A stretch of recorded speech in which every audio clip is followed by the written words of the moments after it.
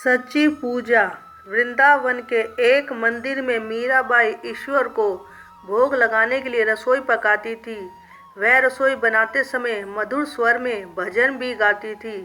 एक दिन मंदिर के प्रधान पुरोहित ने देखा कि मीरा अपने वस्त्रों को बिना बदले और बिना स्नान किए ही रसोई बना रही है।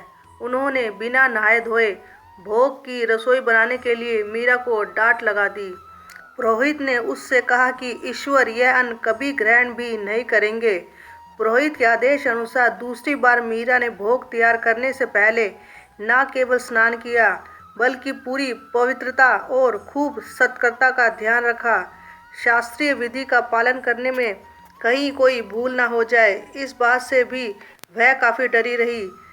3 दिन बाद पुरोहित ने सपने में ईश्वर को देखा। ईश्वर ने उनसे कहा कि वह 3 दिन से भूखे हैं। पुरोहित ने सोचा कि ज़रूर मीरा से कुछ भूल हो गई होगी। उसने भोजन बनाने में न शास्त्रीय विधान का पालन किया होगा और न ही पवित्रता का ध्यान रखा होगा। ईश्वर बोले, इधर 3 दिनों से वह काफ़ी सत्कर्ता के साथ भोग तैयार कर रही है। वह भोजन तैयार करते समय हमेशा यही सोचती रहती है कि उससे कहीं कुछ अशुद्धि या गलती ना हो जाए।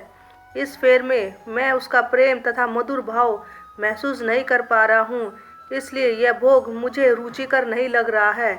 ईश्वर की बात सुनकर अगले दिन पुरोहित ने मीरा से न केवल क्षमा याचना की बल्कि पहले की ही तरह प्रेम पूर्ण भाव से भोग तैयार करने के लिए अनुरोध भी किया। सच तो यह है कि जब भगवान की आराधना अंतर्मन से की जाती है तब अन्य किसी विधि विधान की आवश्यकता ही नहीं रह जाती है।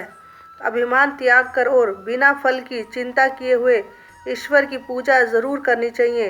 हालांकि उनकी प्रेमपूर्ण आराधना और सेवा ही सर्वोत्तम है, इसलिए बिना मंत्रों के उच्चारण और फूल चढ़ाए हुए ही यदि आप मन से 2 मिनट के लिए भी ईश्वर को याद कर लेते हैं तो यह सच्ची पूजा होती है। जय जय श्री राधे, जय श्री हरि।